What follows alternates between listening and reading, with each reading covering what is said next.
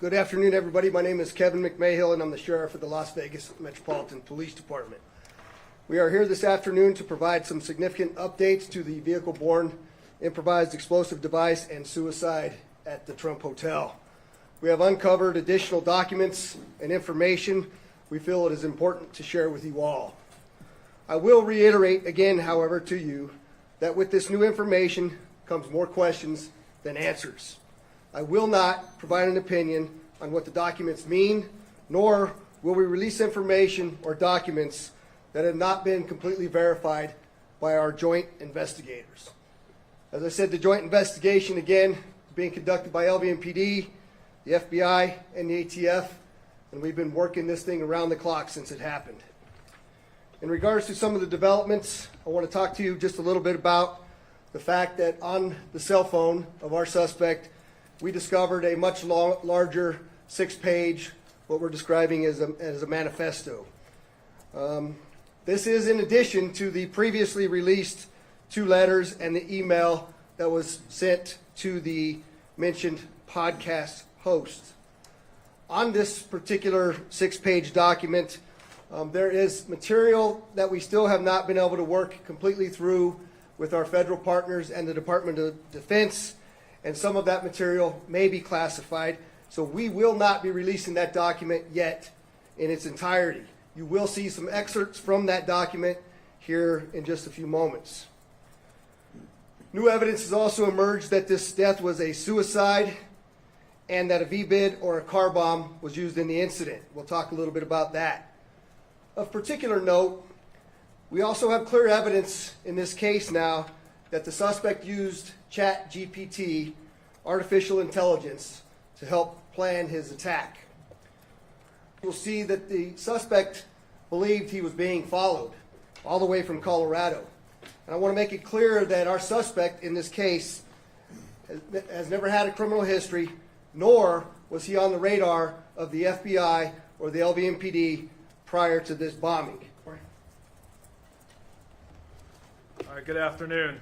I'm Assistant Sheriff Dory Corn with the Las Vegas Metropolitan Police Department. I oversee our Homeland Security and Investigative Services group. As I mentioned last time, that includes our counterterrorism unit, which is one of the key elements working this case. As the Sheriff pointed out, we have a few developments, one on the video analysis and the video evidence that we've recovered, the other is on the physical evidence that we recovered from the vehicle, and finally the digital forensics. So I'll begin with the video analysis. We now have video footage that we're able to confirm that the suspect did prepare and stage for his planned attack. You'll see the suspect here in the video. He'll end up pulling out a can of racing fuel from the back of the vehicle, and then he'll start pouring that racing fuel onto the back where there's contents of explosive materials. You'll see that in just a moment here. It's a white can. We did recover that can from the vehicle and did confirm that it was racing fuel. In addition to this video, after you see him pouring it, you're going to see as the vehicle drives away, you'll end up seeing fuel leaking from the vehicle, which is consistent with what you're seeing him pour. So he'll seal the vehicle right here, and then he'll start driving off, and you'll start seeing traces of fuel that's dripping from the back of the vehicle. You'll see other parts here, and you guys can take a closer look after the fact, too, to try to see the dark spots versus the spots that were dry before. In addition to this video, we also have additional evidence that includes showing that the vehicle was leaking upon his arrival to Trump Towers. So in just a moment here, you'll start seeing right there, you'll see a trail of liquid falling from the back of the vehicle. And you'll see a before and after comparison in just a moment of the valet right before he drives onto the valet area and after, which will show you the fuel leaking from the vehicle. The other thing is there's a video here that we're going to show you that will show that his hands are on the steering wheel as he's driving up to the valet. There was some conversation about whether the vehicle was in self-driving mode. We've already addressed that in terms of the technical data that we collected, but also you can see that his hands are on the steering wheel as he's pulling up. And then finally, we're going to show a video here, and ATF will elaborate on this a little further in their briefing. And that occurs frame by frame. You'll see an initial flash prior to the larger explosion. So we'll pause right there. That's the initial flash that happens right before the large explosion. You're going to see a still in a moment. Right there's the initial flash. and then following that is the large explosion. The other thing that you're seeing circled in red there is, we believe, fumes from all of the racing fuel that was poured inside the vehicle and on the back. It ignited first, which is consistent with the briefing that you're going to get from the ATF on how the actual explosive materials were ignited. The next area I want to talk about briefly is the physical evidence recovered from the vehicle. There were 3 cart casings, .50 caliber expended cart casings that were recovered. You can see images from the forensics there. What's very important about these cart casings in terms of what happened in that vehicle, 2 of them is consistent with the type of explosion that we believe occurred, and again, ATF will expand a little bit more on that. However, 1 of the 3 cart casings, as you can see, shows that the primer was punched, which basically means that it was shot through a gun, which is consistent with what we believe happened, that he ended up using the firearm to commit suicide. In addition to that, just want to revisit the firearm damage. There were 2 firearms that were recovered, the AR pistol and the Desert Eagle handgun. On the AR pistol, we found that it was inoperable, so we were limited on the ballistics analysis that can be done. However, we did find that there was a damaged cartridge inside the AR pistol that looks like it was damaged from the intense heat, which would have caused the round to go off, but it was not fired by the gun. Secondly, the Desert Eagle handgun, when we did the forensic analysis on that, we did find that there was 1 unfired cartridge inside of the firearm, which is consistent with the firearm having been discharged and the reload happening, putting another bullet into the chamber. The other area, just very quickly on the explosives, our lab did do some tests and they did confirm the presence of ammonium nitrate and aluminum. Our financial records, his journal entries, a variety of other things confirm that he did purchase what he believed was tannerite, but it was a different form of exploding targets that has has ammonium nitrate and aluminum in it, which is one of the explosive materials that he had. Transition over to the digital forensics. We had briefly mentioned that there was a note in his phone that was titled surveillance log or surveil log, and it was more of a journal of activities. It did point out people he thought were following him at various instances. We will work on trying to get as much of that information out as possible, but just so you can kind of have an idea here, there's kind of a little bit of a summary. So for example, on December 27th, you can see he talks about purchasing the firearms, in particular the Desert Eagle and the AR pistol. On December 28th, the following day, just an excerpt for you, talks about picking up the Cybertruck as a rental and purchasing exploding targets. On December 29th, he talks about purchasing camping gear as well as white gas, which we believe is the fuel. On December 31st, he talks about reaching a decision point, and he talks about committing to the Grand Canyon, that he plans on conducting surveillance at the glass walkway and identifying a launch route. The sheriff had mentioned this earlier. We wanted to be able to provide additional details to you on that topic. Continuing on the digital forensics, well, actually, I will just reference that. When he talks about the Grand Canyon, that was on December 31st.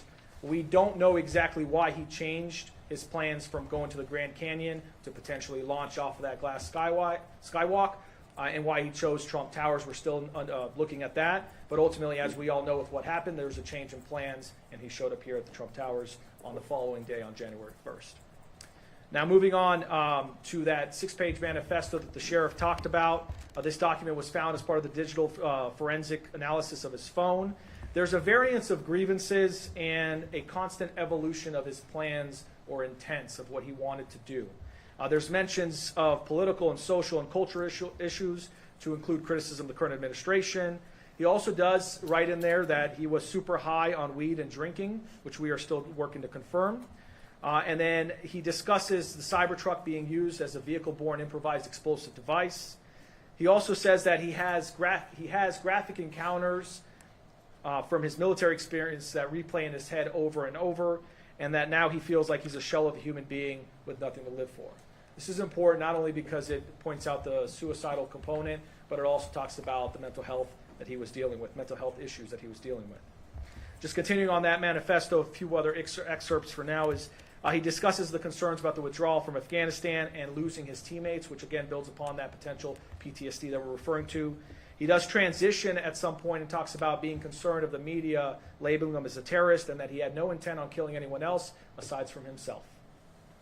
But finally, one of the last points in there, because this is constant flow back and forth of different thoughts, he does talk about his intent to make this as public as possible and that he is loaded up on boom, in quotations, and fireworks for New Year's. Moving on to another part of the digital forensics, the sheriff talked about how the suspect in this case used ChatGPT to plan out his attack. You're going to see a few of the entries that he posted. This is chronological by date, but he basically starts using ChatGPT, which is a generative AI, to be able to get information on how to conduct this particular plot. So ultimately, you'll see that he looks at trying to figure out the amount of explosives needed in order to conduct the explosion he was looking to cause. He also talks about, in the next set of he's trying to figure out where to buy fireworks and how much of it to buy. He looks at the equivalence of those fireworks and how they compare to TNT and other types of explosive material. On this next set of questions, there's a focus on the velocity of the bullet fired from the firearm and determining whether that would ignite the explosives. This is an important component, as you'll see when the ATF talks about the amount of explosives that he had and how they exploded, and a lot of those actually not detonating. Ultimately, that has to do with the research on ChatGPT, determined that he needed at least 2,000 feet per second velocity on the firearm in order to be able to actually cause a full detonation of all the explosives he had. And then finally, on the last one, he talks about this more about the amount of material he needs and also interest in how to buy a phone without providing any personal identifying information. And then finally here, just on the last piece on the digital forensics, we talked a little bit about the data recovered from the Tesla. There were 3 devices recovered. Originally, we were talking about the SDMI chip and the thumb drive. Technically, there are 3 components in there that we're able to try to analyze forensically. The SDMI chip only contains mechanical data, does not contain videos. That we did look at, and Tesla is proprietary to Tesla, and they are helping us try to recover any kind of technical information about the vehicle at the time of the explosion. The USB drive is where videos are stored. That was damaged. We were able to pull partial videos, which we talked about, and we showed you the video from Kingman, Arizona. And then there's the restraint control model, which is very common to a lot of vehicles, where you have a mechanism in there to be able to record crash data. We did recover that. As of now, we don't have any valuable information from it because it did not trigger a crash. But most importantly, there's been conversation that shows exactly what happened inside the vehicle. As described to us from Tesla, the in-cabin video only records when you're in full self-driving mode, and it does not save that data. So it actually is just a live recording that basically happens to alarm the driver if they're falling asleep or something like that while it's in full self-driving mode. We know through the forensic analysis and through the work with Tesla that the vehicle was not in self-driving mode, so this feature would not have been activated, which is why we don't have video footage of the in-cabin activity. With that said, I'd like to transition to our partners. Both the FBI and ATF have been instrumental, and as the sheriff pointed out, it's been a collaborative effort that also expands to a variety of other partners who have helped us along the way. I'll turn it over to ATF Assistant Special Agent Kenny Cooper to go into the explosives.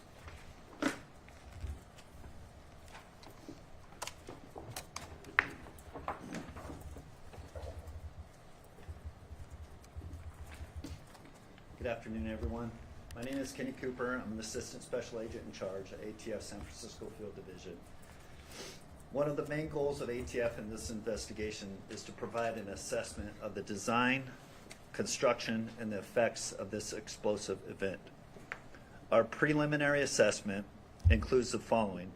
An explosion did occur with up to 60 plus pounds of pyrotechnic material. This is an explosion and not a detonation. At this time, there has been no purchase records or physical evidence recovered from the scene that indicate any type of remote control, remote detonation, or sophisticated timed initiation system was used. The initial explosion is a fuel-air explosion. It in turn ignites the fireworks and other explosive materials that were inside the Cybertruck.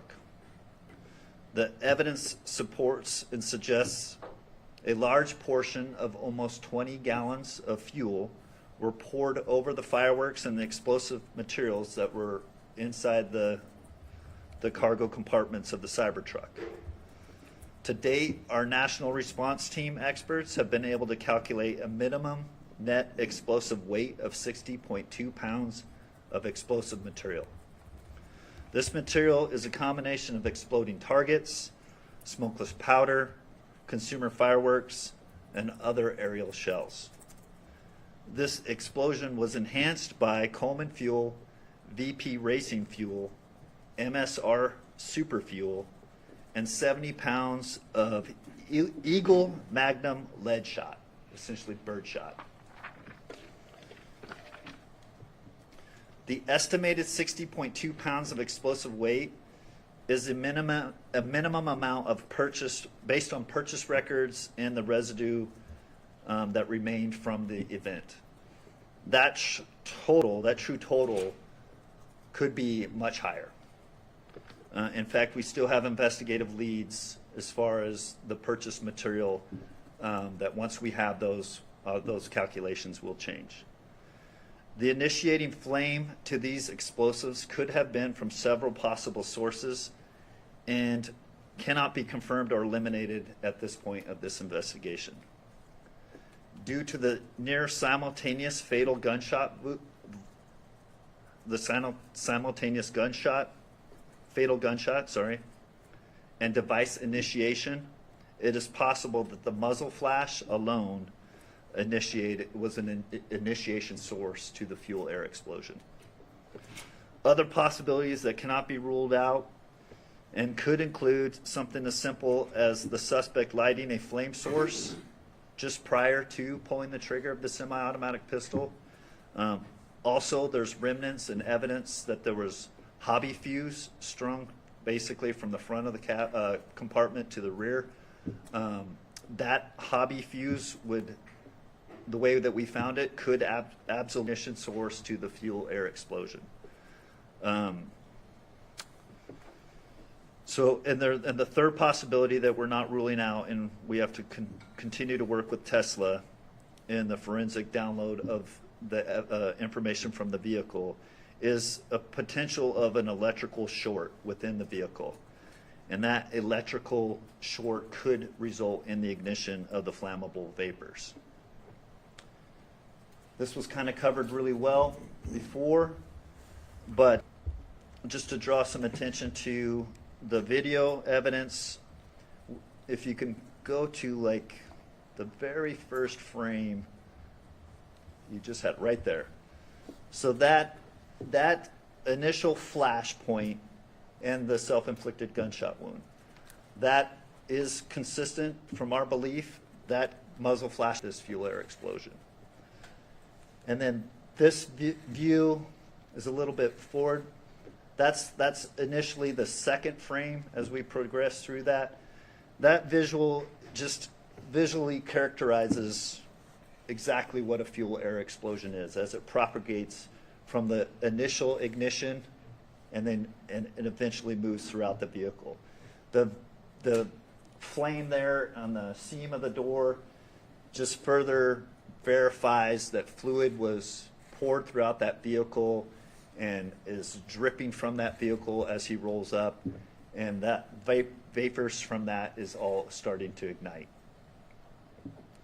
Even though this goes fast as it's played through, in orders of magnitude, this is much slower than a detonation of high explosives. And then as you continue through, it just shows the destruction of that vehicle, and a full thermal event occurs after that. It is important to note that the consumer fireworks are designed specifically to not mass detonate. This limited the explosive effects, resulting in a deflagration versus a detonation of the materials. In other words, the fire that resulted from the fuel air explosion essentially just lit the fireworks located throughout the Cybertruck, and they functioned as they are designed. And then final point that I want to make a point of, the volume of lead shot, 75 pounds of purchased bird shot, is indicative of an attempt to weaponize the device over and above the explosive and incendiary effects. So we do know, as a matter of fact, that the results of this explosion could be much greater. Is there any other points you wanted to cover, Sheriff? Thank you.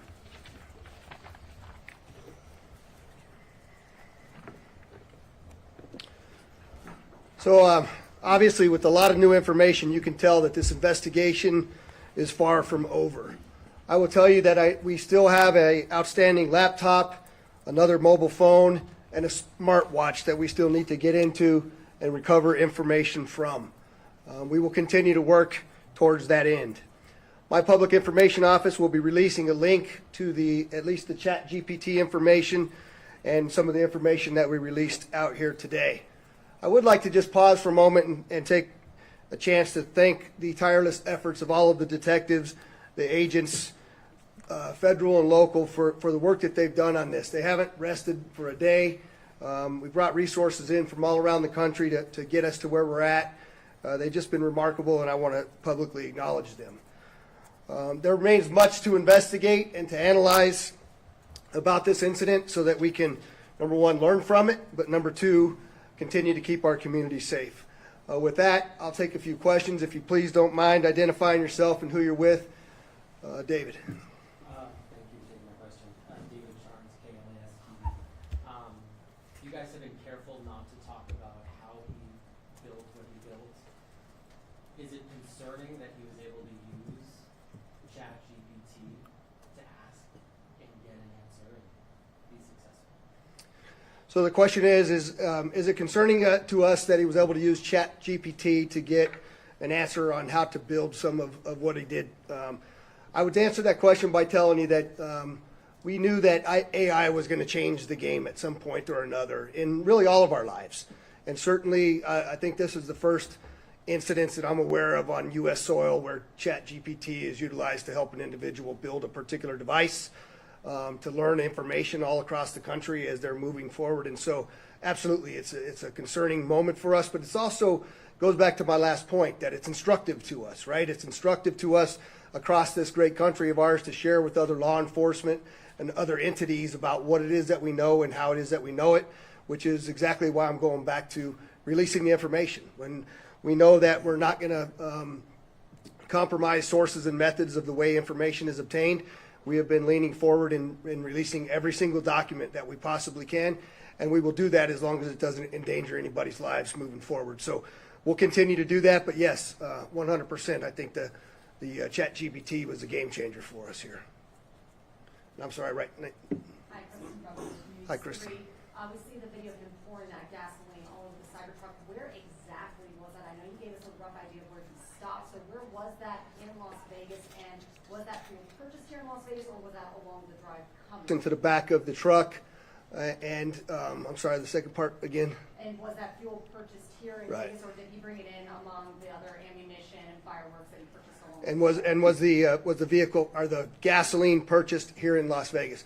We believe that this was purchased along his route on the way out here. We're continuing to look at all the places that he stopped to actually purchase both the birdshot and the other things that were mentioned as to being in the back of the vehicle. So not 100% confirmation yet, but that video was taken from a parking lot at Flamingo and Koval. It took us a little while to get to the video to be able to zoom in on where it was at, but our digital forensics lab was able to actually get to that video, enhance it enough so that we could see specifically what was going on. We knew we possibly had that, but it just took a while for us to get to where we're at. And did any witnesses see him pouring that gasoline on the truck there? We don't have any. Yeah, the question was, do we have any witnesses that actually saw him pouring the gasoline? I can tell you could see he's in the corner there. We have not yet found anybody in the community that witnessed the pouring of that fuel into the Cybertruck, but if there's anybody that out there saw that, please contact us. We do need that information. With the Review Journal, is there a scenario when this is considered a terrorist attack or an attempted terrorist attack? So what the question is, do we consider this a terrorist attack or an attempted terrorist attack? And I would just simply say that we haven't closed any doors on what where our investigation is going to lead us and what we label it as. As of now, we have nobody that we're going to be prosecuting for this case, but we haven't closed a single door on what the investigation is looking at. Obviously, his writings and what's on the phone are important to figure out why we're here today. But when we talk about the document that was sent to the podcasters and his other writings, why is that important? Why do we? I mean, obviously we want to see it, but why does Right. that matter in your investigation? So the question is why does what he sent to the podcaster matter in our investigation and releasing of all of the documents that we're releasing here today? And I think it goes to show his mental status. It goes to show what he was thinking. It goes to show what his intent was or was not. Quite frankly, as you well know, I mentioned this in the first 2 press conferences, we're very well aware of all of the things that are out there on the internet that are being said about what occurred, what didn't occur, and we're working very hard to answer every single question that we have out there. We're trying to figure out why Las Vegas, why the Cybertruck, why the route that he came here. I think we have some pretty good answers, but as I mentioned to you previously, I'm not going to answer anything on hypothetical. I'm only going to give you the facts as I know them. So one last, or there's 2 more. Go ahead. I'm sorry, where are you from? A Review Journal. I'm sorry. Special Agent Cooper mentioned that the result of this explosion could have been much greater, but we also see him writing that he had no intent to harm anyone but himself. Can you elaborate a little bit on Greater, however, one of the things that he wrote was that he didn't intend to hurt anybody else, and maybe I'd just let you, Kenny, answer how it could have been much greater. If he was to achieve a high order detonation of that, it would have been a significantly different blast. So whether he failed to achieve that mission, whether he backed out of that and went more to just a suicide, like those are hypotheticals we can't get inside his head to answer. We just know factually he had enough material in that vehicle that if a high detonation occurred, it would have been a significant different blast. You say that, I don't think we really understand what high detonation means. So when you talk about that, you mean like if it had been hooked up, we don't know how bombs work. So what does that mean? So essentially an explosion, there's kind of 2 categories of explosion. A detonation, we're talking about feet per second in science. Typically 3,000 feet per second to initiate a blast sequence, kind of putting it in layman's term, to essentially boost an explosion to a different level. This was deflagration. So the material essentially burned in a pattern, still reaching an explosion, and still appearing to be extremely fast. But it's a much slower release of energy in explosion versus a detonation. Also, once you achieve a detonation, those materials react chemically different, and they essentially explode with much greater force. So you're saying the theory that he either lit a match or the muzzle was what set it off was a low energy source versus something else, correct? There wasn't anything, there wasn't a remote, there wasn't anything that went off, whether it was the gun that ignited it, right, from the The release of the charge of the gun. yeah, from the discharge of the gun, we see that blast coming out. Right. Or it was, like you said, a match, potentially. Right. Right? So, to achieve a detonation, like military-grade det cord, explosive blasting caps, things that are used in commercial explosive operations or military operations, there's no evidence that any type of those items existed in this. So the other capability that existed here is the exploding targets. If he was able to shoot that, and people know this, they purchase this lawfully, they go out and they shoot those exploding targets with a rifle round that it's traveling at more than 2,000 feet per second, that causes the detonation. Does that make sense? The explosion of that exploding target. Did that answer your question? So in essence, he had the material there, the exploding targets. If that was shot with a rifle round, it would have had a detonation versus a deflagration effect. But instead, fire went over the targets, which is why they did Fire explode. initiated the vapors, causing a fuel-air vapor explosion. Okay. I do have one more question, and it's just about the ChatGPT angle. Elizabeth, I think we're with Jail 13. Hi. I know that you mentioned that he hadn't been flagged by the FBI or by Metro in the past, but given the fact that AI is something that a lot of people use, was there an opportunity for that to maybe have been flagged by an agency and possibly prevent this from happening, or is the technology just not trackable and traceable in that way? Yeah, the question is, should we have been able to track the fact that he was using AI for what he used it for?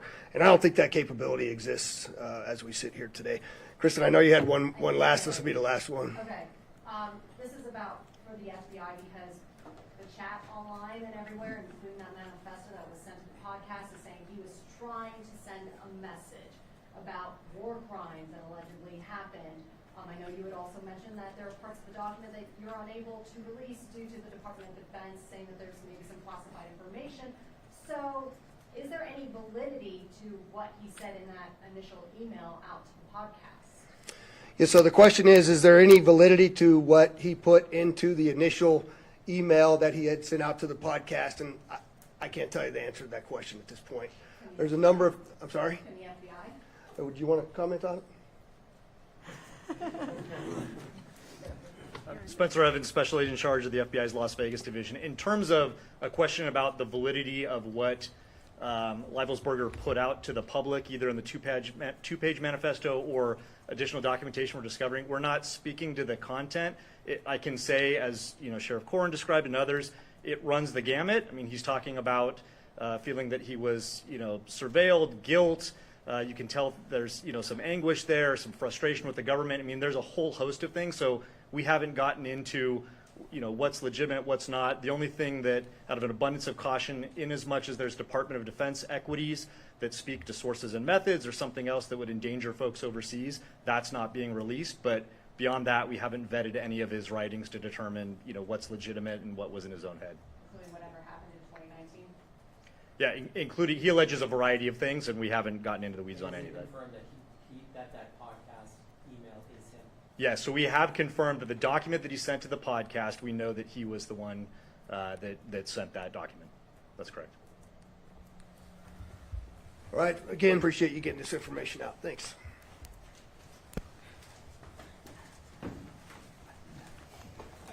I must have